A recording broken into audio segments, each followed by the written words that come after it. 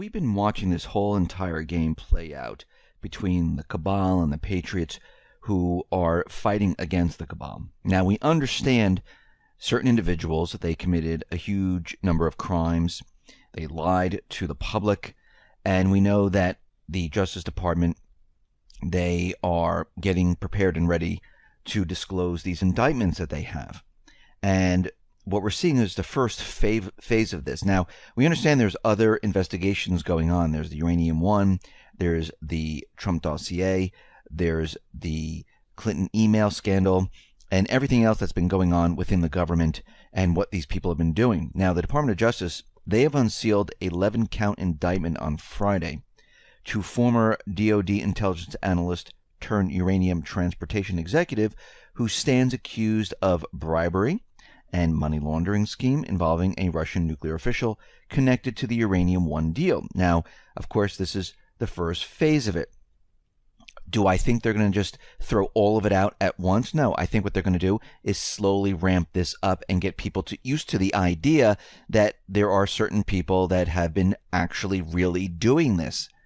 Now, the indictment corroborates a November report by The Hill that an FBI mole deeply embedded in the Russian uranium industry had gathered extensive evidence of the scheme. Mark Lambert, 54, of Mount Airy, Maryland, was charged with 1 count of conspiracy to violate the Foreign Corrupt Practices Act and to commit wire fraud, 7 counts of violating the FCPA, 2 counts of wire fraud, and 1 count of international promotion, money laundering.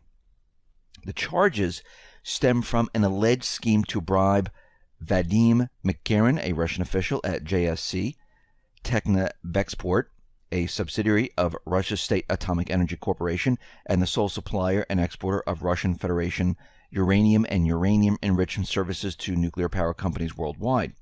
Now, Lambert conspired with others. He's not in this alone. And there are other people that they're going to be coming down on. And this is just the first phase of it.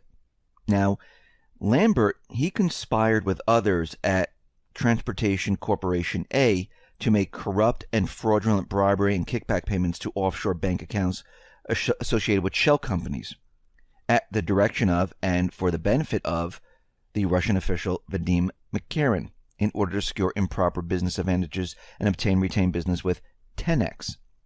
And what we're seeing here is that the indictment that lists Lambert's company, Transportation Corporation A, if you do a little simple search, it reveals that Lambert is the co-president of Dahar TLI, Daher TLI, the leading front-end freight forwarding company dedicated to nuclear cargo. Mr. Lambert was an Arabic linguist for the Navy for 5 years and a senior intel analyst for the Department of Defense for 3 years.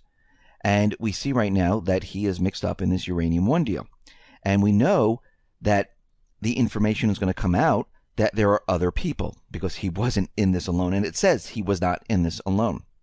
Now, the FBI had ample evidence of the Russian bribery plot before the Obama administration approved the Uranium One deal. And this was thanks to their embedded mole. Now, once again, Obama, Clinton, and others, they were all in on this. This was about making money, making a lot of money. And they don't care what secrets they sell as long as they make the money. And of course, they hide it in their foundations, they money launder it so they can then use it. This is how this whole system works. And what we're seeing right now is that as this investigation continues on, well, it's going to lead into Obama, it's going to lead into many others, and there are going to be a lot more indictments. Now, keep this in mind that all this is happening at once, and these individuals realize what is going on at this point. Now, of course, we have the same cabal, deep state individuals still trying to make us believe that Russia's interfering with elections, that they're hacking into our systems, that they're doing all this type of stuff. And of course, there's been no proof whatsoever, and most of it's been debunked. Now, National Security Advisor H.R. McMaster, who's part of the cabal, the deep state, has claimed that there are already early signs of Russian interference in Mexico's upcoming presidential election. Now, it didn't even happen yet, and he's saying that there's already signs of this. What is the proof of all this? There is absolutely no proof whatsoever. He's just saying this to get everyone all riled up. And you have to go back to France's election, where back then the French government said, yes, Russia has been interfering in the election. And it turns out, no, there was no evidence whatsoever. There's no evidence that Russia was interfering in the United States election. There is no evidence anywhere. Just repeating it over and over and over doesn't mean it's true. Now, why is he saying this? Well, Mexico is forming partnerships with Russia and China. They don't like this. This is why they're continually saying this. This is why they're pushing their agenda to convince the American people that, Russia's coming to get us. Now, out in Syria, we see something very interesting. The Syrian forces, the commander of the Syrian Arab Army, this is part of Syria's army, well, they just reported that the rebels, they're using chemical weapons. Which chemical weapon are they using? Chlorine. Now, isn't that very interesting that they have their hands on chlorine gas and they're actually using it? Well, when we really look at the situation in Syria, they've always been using sarin, chlorine, and any other gas they can get their hands on. Remember, why would Assad use gas on his own people when he's fighting against terrorists, fighting against the Islamic State, fighting against Al-Qaeda? Using gas on your own people doesn't get the support of your people, and it really makes no sense. It's like George Washington going out saying, okay, we're going to defend our nation, but first I'm going to turn the cannons around, fire it on my own people, then attack the enemy. It makes no sense. And again, if he was doing this to his own people, why are all the people electing him? Why are all the refugees coming back to Syria? Wouldn't you want to stay out of the country? No, it was the terrorist groups that have been using the gas all along inside of Syria. So the entire story of Assad using gas is falling apart. This is why they were never able to prove it. This is why they didn't show proof of it. They only showed the aftermath. Oh, look at the people that are sick. Look at the people that are gassed. But they never made any type of link because they couldn't. And this is how propaganda completely breaks down. Now, we had something very scary happen in Hawaii. And we've been talking about false flags, the cabal using events of all events. And we see right now what is happening in Hawaii as maybe the first stages. Now, this happened on Saturday, shortly after 8 a.m., where Hawaii's emergency alert system sent out a shocking tweet to its citizens. People got it on their phones, and it said, ballistic missile threat inbound to Hawaii, seek immediate shelter. This is not a drill. Now, can you imagine picking up your phone, seeing this message? You'd be freaking out. People were screaming, yelling, scared. They didn't know what was going on. They didn't know what to do. And I think it was like 45 minutes later, there was a correction. And you can see it on the signs on the highway saying the missile alert is an error. There is no threat. Don't worry about it. And there were parents that were so scared. They were taking their children and putting them down into the storm drains. And they were lifting up manhole covers, putting them down there to make sure that they were safe when the nuclear bomb hit, which there was no nuclear bomb. It was just a test. Now, they're saying this was an error. A person pushed the wrong button. But we need to go back in time a little bit to really analyze what has been happening here. Now, we know that the cabal, and we've been talking about this for a long time here, we know that they want to get us into war. They know that the patriots in government right now, they're collecting evidence, they're doing their investigations, they have these indictments, and certain individuals will be standing trial, or maybe they'll be on the run. Some of these individuals might commit suicide, but they know that they're coming after them, and they know there's just a certain amount of time. They know that they're losing their grip, and I'm talking about them, the cabal, losing their grip on the Middle East. Their whole entire system is falling apart. And they know they only have a certain period of time to get this all done. Now, let's go back in time a little bit. We know that they've been putting a lot of pressure on North Korea. North Korea has been firing missiles, but they've been doing this for a very long time. It's not like they just started, a couple of months ago or at the beginning of this year. They started many years ago testing their missiles, testing their nuclear program, but just recently they made it into a really, really big deal. And we know behind the scenes, they've been talking peace, trying to get the U.S. and North Korea together, but the cabal, they want war. They don't want peace negotiations. They don't want any of that. So we know that North Korea has been testing their nuclear weapons. They've been testing their missiles. And we know back in November of 2017, they tested their latest missile system that landed in the Sea of Japan. Actually, it didn't land, it broke apart. Now, that was about 600 miles away from the launch site. And they're saying it took nearly an hour to get there, and they said that it reached an altitude of about 4,500 miles. Now, the experts then came out on CNN and all the rest of the corporate media, the propaganda media, and they're saying that these missiles were able to hit the United States, Alaska, they'll be able to hit Hawaii, they'll be able to hit the mainland of the United States, and they're saying from their estimates, this missile could fly about 4,000 miles, which would be enough to reach Alaska. Then, later on, November, a little bit later in November, we had other reports saying that, no, if we look at this and if these numbers are correct, the standard trajectory would be a little bit further than that. It would be about 8,100 miles. Now, keep that in mind, 8,100 miles. 8,000 miles is the distance to Hawaii. Now, this was in CNN, this was in Wired, this was in all different of all the different corporate propaganda magazines and news stations and things like that. Now, Hawaii is 8,000 miles away from North Korea. And Hawaii has been on high alert since August of 2017. Now, remember, back in July, this is when North Korea tested its first ICBM, and this is when they were making all the calculations and things like that. We know that their missiles fall apart and they really don't go the distances that they're talking about.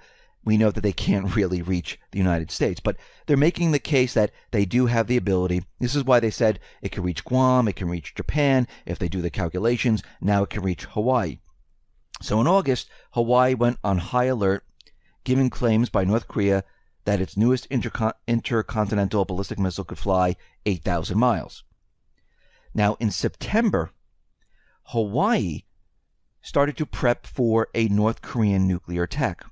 Officials reportedly met quietly during the week of September to prepare for some type of nuclear explosion and fallout from a nuclear bomb. In November 28th of 2017, Hawaii brought back the Cold War era nuclear warning system. So let's look at this timeline here of what actually happened here. Now, in the month of December, during the holiday season of 2017, the CDC came out with a report on how to prepare for a nuclear war, giving instructions on what to do, but they did it very, very quietly to make sure that, people didn't get too scared. Then, in the month of January of 2018, we have this scare in Hawaii, where this message went out to everyone, and they're saying it's the wrong button. Or was it the right button to prepare the American people for what they really want to do? And it looks like they've been leading up to this, because what they like to do is they like to prep for these types of situations. They like to have drills like we know when they start a false flag. They like to prepare in advance. They like to give you a warning in advance. And this is not something that just happened. They've been doing this since August, where Hawaii is the first state to start to prepare for a nuclear attack. The CDC put out a report. I'm not saying there's going to be a nuclear attack, but it looks like this is what the cabal is planning to do. Why? Well, like I said, they've been losing their grip in the Middle East. Their petrodollar system is falling apart. Everyone thinks that the petro-yuan is going to dislodge the petrodollar. But even faster than the petro-yuan, once these countries get a grip on their governments and they throw out the puppet regimes that the United States placed in there, the cabal placed in there, they could trade their oil for anything they want. Actually, prior to the invasion of Iraq, Libya, Lebanon, these countries were starting to trade their oil for other currencies, which was a threat to the petrodollar. Now we see that these countries are going to have elections. They're going to elect their own governments. They couldn't get into Syria. They couldn't get into Iran. Now, what we're seeing here is the cabal preparing for a nuclear Pearl Harbor. They know in the past, which allowed the United States to get into World War II, where Japan attacked Hawaii. Here we are once again in Hawaii.